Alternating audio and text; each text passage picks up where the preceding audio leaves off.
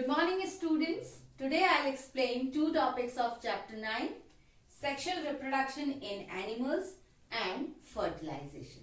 So let's start with sexual reproduction in animals.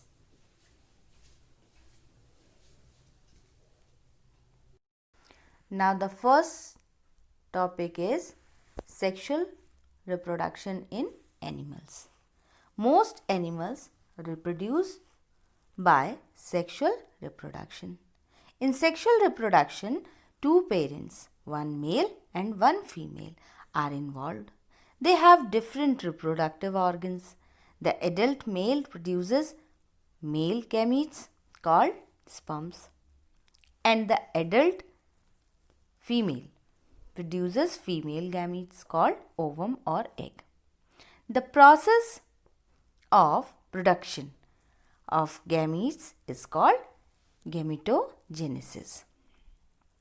ज़्यादातर animals किससे reproduce होते हैं? सेक्सुअल रिप्रोडक्शन से रिप्रोड्यूस होते हैं.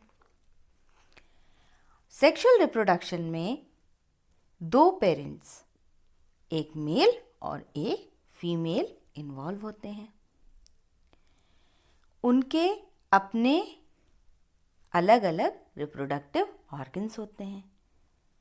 जो एडल्ट मेल होते हैं वो मेल गैमीट्स प्रोड्यूस करते हैं जिन्हें स्पर्म्स बोलते हैं, और एडल्ट फीमेल गैमीट्स प्रोड्यूस करते हैं जिन्हें ओवम या एग कहते हैं. और ये जो प्रोडक्शन होता है गैमीट्स का, इस प्रोसेस को गैमेटोजेनेसिस बोलते हैं. Now the next topic is fertilization. The fusion of a male gamete, sperm, with a female gamete, ovum, to form zygote during sexual reproduction is called fertilization. जब mail और female gamete का fusion होता है तो zygote बनता है sexual reproduction के दौरान, और इस पूरे प्रोसेस को फर्टिलाइजेशन बोलते हैं. Zygote is a fertilized egg. Zygote क्या होता है? फर्टिलाइज्ड एग होता है. It is the first cell of the new organism, और ये फर्स्ट सेल होता है न्यू ऑर्गेनिज्म का, फर्स्ट सेल होता है. The fertilization of an egg by a sperm can take place either inside the body of a female or outside its body. Fertilization जो egg का होता है स्पर्म के से, वो या तो फीमेल की बॉडी के अंदर होता है या बॉडी के बाहर होता है. So there are two types of fertilization in animals: external fertilization and the second one is internal fertilization. अब हम लोग एक डायग्राम देखेंगे. ये डायग्राम देख रहे हैं आप, जिसमें फर्टिलाइजेशन दिखाया जा रहा है. डायग्राम ए में देखिए ह्यूमन ओवम विद स्पर्म. ये स्पर्म्स हैं और ये ओवम है, यानी कि एग है. ठीक है.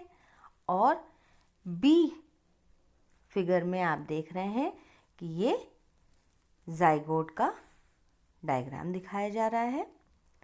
ठीक है. इसमें फ्यूजिंग न्यूक्लियाई यही शो हो रहा है. ठीक है. तो ये जो पोर्शन आप देख रहे हैं फ्यूजिंग न्यूक्लियाई का है. तो इस फिगर में फर्टिलाइजेशन का डायग्राम आप अच्छी तरीके से समझ पा रहे हैं और इस प्रोसेस को भी अच्छे से समझ रहे होंगे.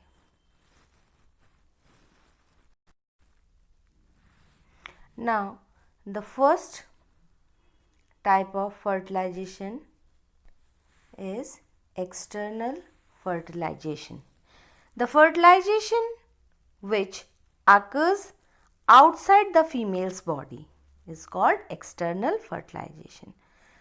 जो fertilization फीमेल की बॉडी के बाहर होता है उसको एक्सटर्नल फर्टिलाइजेशन बोलते हैं. In amphibians like frogs and toad and fishes, external fertilization take place. तो एम्फीबियंस या जो फिशेस होती हैं उनमें इस तरीके का फर्टिलाइजेशन पाया जाता है. एम्फीबियंस जैसे फ्रॉग्स, टोड्स, ठीक है, और फिशेस, इनमें ये फर्टिलाइजेशन पाया जाता है. एम्फीबियंस के जो एग्जाम्पल हैं वो हैं फ्रॉग्स एंड टोड्स, और फिशेस जो होते हैं वो डिफरेंट कैटेगरी होते हैं, ठीक है, वो फिशीज़ में आती हैं, ठीक है. Now during spring and rainy season frogs and toads move to ponds और slow flowing streams. The female lays hundreds of delicate eggs. A layer of jelly holds the eggs together and provides protection to the eggs. As the eggs are laid, the male releases the large number of sperms. Each sperm swims randomly in water with the help of its long tail. The sperms come in contact with the eggs and this results in fertilization.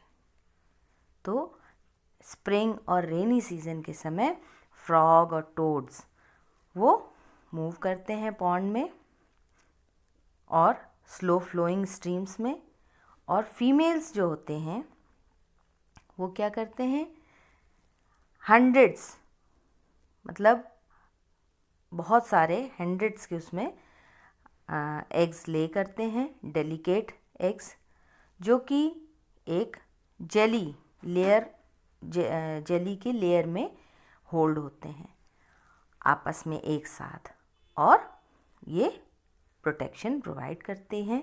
जो jelly होती है layer jelly की, ये eggs को protection provide करती है. और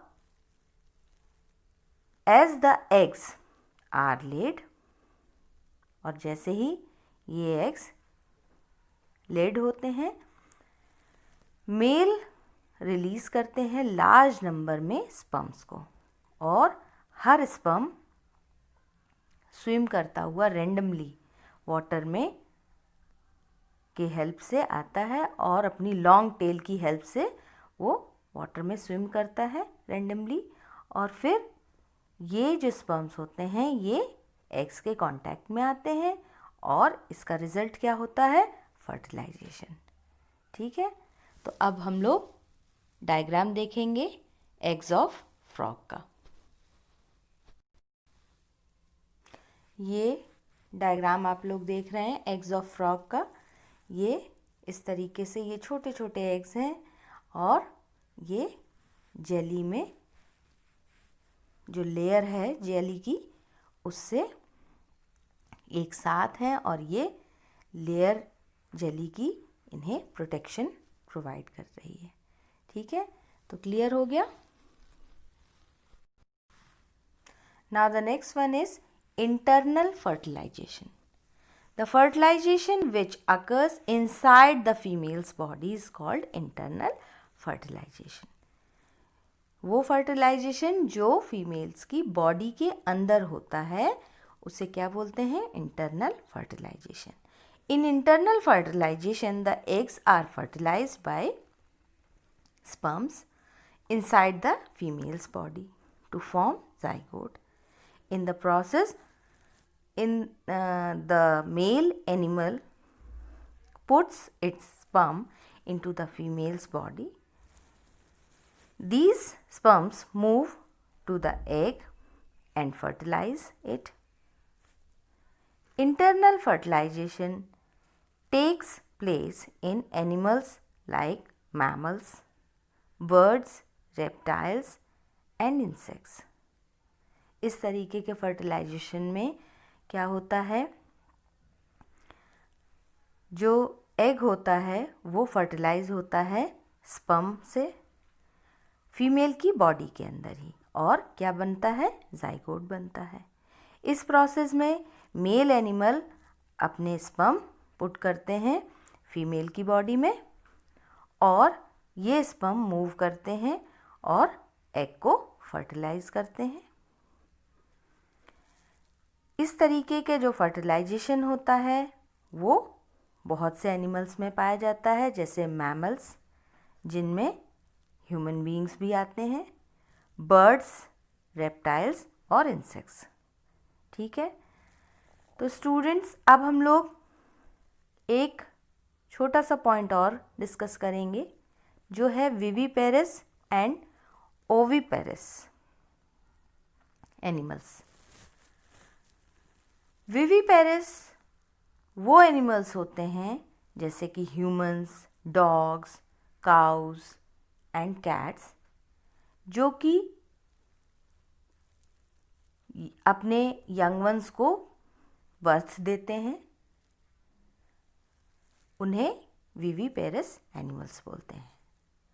the animals like humans, dogs, cows and cats which give birth to young ones are called viviparous.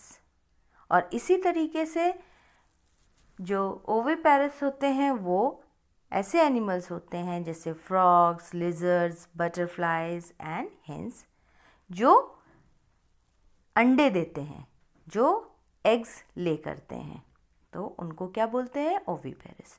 So the animals like frogs, lizards, butterflies and hens which lay eggs are called oviparous animals. So students, I hope आपको आज का topic clear हो गया होगा, जिसमें हम लोगों ने सेक्सुअल रिप्रोडक्शन एनिमल्स में पढ़ा, फर्टिलाइजेशन में भी पढ़ा और फर्टिलाइजेशन के डिफरेंट टाइप्स भी डिस्कस किए. अगर आपको इन टॉपिक्स में कोई भी प्रॉब्लम हो, डाउट हो, तो आप मुझसे पूछ सकते हैं. Thank you.